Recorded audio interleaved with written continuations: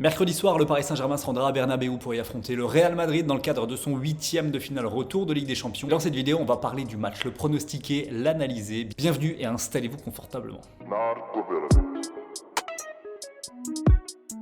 Au programme de cette vidéo, donc analyse et pronostic de ce match à travers 4 prismes. Le premier, le match aller. On va évidemment parler de ce qui s'est passé il y a 3 semaines. Petit 2, les compos probables. Elles ont évidemment une importance fondamentale. Petit 3, le rapport de force. Ça c'est plus personnel. Je vais vous exposer ma vision des choses pour ce match-là, le scénario que j'envisage. Et on terminera en point 4 par le pronostic. Est-ce que je vois le Paris Saint-Germain se qualifier? Oui ou non?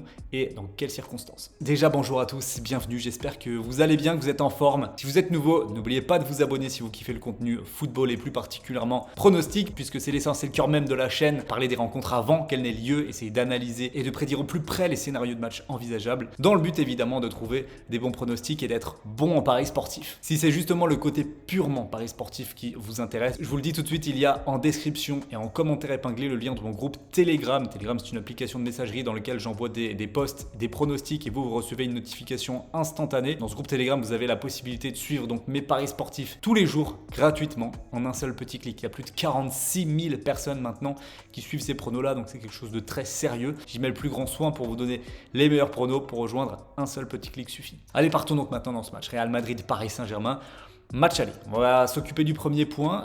Le Paris Saint-Germain s'est donc imposé au Parc des Princes 1-0. Un match qui, je pense, objectivement, aurait dû être remporté par un but d'écart supplémentaire. Je pense que 2-0 aurait été le score mérité par rapport à ce qu'on a vu sur la pelouse, sur le terrain, au cours d'un match où on n'aura vu au final que les Parisiens. Le Real a été très défensif, n'a pas réussi à ressortir les ballons. Je pense, ça n'a pas été avoué, mais je pense qu'Ancelotti avait vraiment misé sur la tactique défensive. Je pense qu'il ne voulait tout simplement pas ressortir. Il voulait encaisser le moins de buts possible. Il sait que le but à l'extérieur ne compte plus en Ligue des Champions. Ça se voit franchement qu'il était tout simplement pas venu pour marquer, pas venu même pour essayer d'aller marquer. Il était venu pour au mieux le 0-0, un résultat favorable avant le match aller. Même là, 1-0, je ne suis pas certain qu'il soit malheureux de ce résultat-là. Alors on a eu des réactions, notamment du président, qui n'était pas content de ce match aller parce que l'image renvoyée par la prestation du Real Madrid n'était pas bonne. Un Real Madrid dominé, Real Madrid sans force, sans puissance. C'est ça qui se dégageait de ce match. Donc effectivement, à l'instant T, c'était gênant, mais à l'approche de ce match retour, honnêtement, ça ne l'est pas. Et heureusement que Kylian Mbappé a réussi à mettre ce petit but à la toute fin de match pour mettre Paris devant, parce que honnêtement, avec un 0-0 se déplacer à Bernabéu, ça aurait été vraiment dommage. Et je pense qu'il y aurait eu un arrière-goût très très amer dans les bouches parisiennes. Donc au final, aller 1-0, c'est bien, mais qu'on soit d'accord là-dessus, tout est possible pour le match retour. Il n'y a rien qui est fait d'un côté comme de l'autre. Passons maintenant au point numéro 2, avec les compositions probables que je vous affiche juste en dessous. On voit une compo parisienne type clairement. Il n'y a aucune absence préjudiciable dans ce 11-là. Donnarumma au but, Hakimi, Marquinhos, Kimpembe, Mendes en défense, c'est très bien. Gaël Pereira, Verratti, ça me semble être le meilleur milieu possible actuellement pour les Parisiens. Et devant évidemment Neymar, Messi et Mbappé. Alors est-ce que ce 11 me plaît? Pour le moment, je me contenterai de dire que c'est le meilleur 11 à l'heure actuelle du Paris Saint-Germain possible. Mais c'est pas une équipe qui fait peur. C'est pas une équipe dont on craint la pression, l'emprise sur un match. On craint Kylian Mbappé dans un premier temps. Marco Verratti également, à moindre mesure Hakimi et Mendes qui font mal sur les côtés, mais c'est tout. Cette équipe ne dégage aucune puissance collective importante, elle ne fait pas peur à son adversaire et je pense que le Real Madrid à Bernabéu n'aura aucun complexe vis-à-vis de cette formation-là. Parlons-en justement de cette équipe du Real. Pas d'absent en attaque, dans la compo probable on nous met Vinicius Junior, Benzema effectivement, à voir si c'est Rodrigo ou Asensio qui accompagnera sur l'aile droite. Au milieu du terrain, c'est là que ça se complique un petit peu. Modric, oui. Valverde, oui également. Ensuite, soit Camavinga, soit Toni Kroos. Toni Kroos qui fait apparemment tout son possible pour être présent. Dans le cas contraire, ce sera Modric qui va prendre la place de numéro 6 devant la défense et Camavinga et Valverde seront un petit peu plus haut. En défense, absence de Ferland Mendy, c'est très très préjudiciable vu le niveau de jeu de Marcelo. Défensivement, ça peut être très compliqué pour lui. Il sera accompagné par Alaba et Militao en charnière centrale et Carvajal côté droit. Courtois au but, ça c'est évident. On a quand même des points faibles dans cette équipe, on va pas se le cacher. Bon, l'axe central, Alaba, Militao, normalement c'est bon, ça fait l'affaire. Par contre, les côtés Marcelo et Carvajal, défensivement, ça fait peur quand même. Ça fait peur.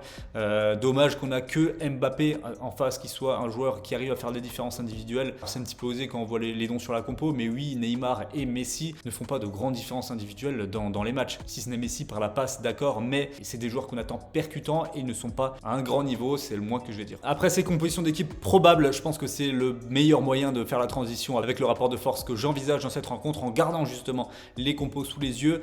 Par rapport à ce qu'on a vu au match aller, je le dis tout de suite, ça va être quelque chose de complètement différent parce que comme je vous l'ai dit, ma théorie c'est que le Real Madrid à l'aller a très volontairement choisi de subir le match. Ça va être tout à fait différent mercredi. On aura un Real Madrid qui va presser même haut, qui empêchera Paris dans la mesure du possible de jouer. Et c'est logique, après ce qu'ils ont montré au match aller, c'était un choix tactique d'accord, mais je pense qu'il n'était pas partagé par la plupart des joueurs sur la pelouse. Donc il y aura un esprit de revanche aux yeux du grand public. Il faut que le Real Madrid montre qu'ils sont dominants, qu'ils ont de la puissance à faire valoir. Et quoi de mieux que ce match-là à domicile face au Paris Saint-Germain qui les a dominés à l'aller pour le montrer. Donc il y aura beaucoup d'envie, beaucoup de détermination dans les rangs madrilènes, ça j'en doute pas. Ça va être un sacré combat et si Paris veut rivaliser, il va falloir être très bon. Alors c'est malheureux ce que je veux dire, mais même pas collectivement. Je les attends pas du tout collectivement dans ce match-là, mais individuellement par contre, dans l'optique où le Real presse haut et essaie d'imposer son jeu. Alors Paris va souffrir sur de nombreuses phases de jeu, c'est inévitable, mais sur les phases où le ballon va réussir à sortir par l'intermédiaire notamment de Marco Verratti, je pense qu'avec un Verratti à la récupération, un Messi au milieu du terrain et un Mbappé à l'autre bout du terrain, ça peut aller très vite et faire très mal rapidement, en quelques passes à peine. C'est pour ça que pour moi le rapport de force il est très clair, très net. Possession de balle aux alentours de 60% du Real Madrid, des occasions, un but je pense même rapide. Très honnêtement je vois Paris encaisser assez rapidement un but dans ce match-là. Par la suite je ne pense pas que ce but va faire changer de stratégie le Real Madrid qui aura à cœur et pendant 90 minutes de montrer sa supériorité face au PSG. Je pense pas qu'il y aura de calcul même à 1-0 en faveur des merengues. C'est pour ça que Paris aura l'opportunité d'égaliser et je pense qu'ils le feront. Je pense qu'il y aura au moins 2 buts, au moins un but pour chaque équipe dans ce match-là, ce qui donnera lieu au minimum à une deuxième mi-temps très intense. Les deux parties du terrain, on va pas s'ennuyer, mais pour être très honnête et pour terminer le rapport de force, je ne suis pas confiant pour le Paris Saint-Germain à l'aube de ce match très important. Je pense que collectivement, stratégiquement, tout est plus clair pour le Real Madrid dans ce match-là. Ça va être totalement différent du match aller et ça sera forcément profitable au Real. C'est sûr, il faudra que le Paris Saint-Germain soit extrêmement réaliste sur les situations qu'ils auront. Alors ils en auront, mais si jamais Mbappé n'est pas dans un grand soir en finition par exemple, j'ai du mal à voir Messi et Neymar prendre le relais. Alors j'espère évidemment être surpris parce que en tant que supporter des clubs français en Coupe d'Europe, j'aimerais bien que le Paris Saint-Germain se qualifie en quart de finale, mais maintenant si je suis objectif, si je suis honnête avec moi-même, le Real Madrid ne perdra pas ce match, absolument pas, mais pour la qualification je suis également pas serein du tout. Pour finir avec le point 4, on va s'attarder sur le côté pronostic et on va tout de suite se mettre devant les cotes du match là.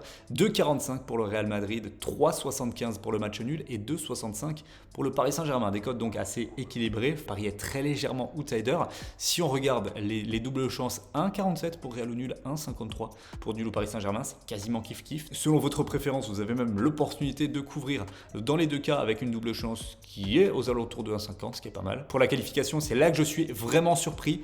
Le Paris Saint-Germain ne mène que 1-0 et ça j'ai l'impression, et c'est global, que même du côté espagnol, on a la sensation qu'il va falloir faire une remontada, alors que non, le but à l'extérieur n'existe plus, donc le fait que le Real n'ait pas marqué au Parc ne change rien du tout, et il n'y a que 1-0. Si le Real met un but dans ce match-là, c'est directement prolongation. Donc je trouve que les cotes là sont mal ajustées, en tout cas elles sont vraiment orientées sur le fait de dire Paris est largement favori, Paris va se qualifier. À mon sens, et ça c'est si je peux vous donner un conseil, le Real Madrid se qualifie, la cote à 2,90 est une value bet très clairement pour moi. Que vous soyez supporter parisien ou madrilène, je pense qu'objectivement, une qualif du Real sur ce retour à 2,90, c'est value. Et pour le nombre de buts, on a des cotes classiques. Moi, ce que je vous conseille, déjà, je ne le donnerai pas aujourd'hui dans cette vidéo en paris sportif. J'ai besoin encore un petit peu plus de maturation dans mon choix. Mais je pense que le Real Madrid va s'imposer sur le score de 2 buts à 1. La cote est à 9,80.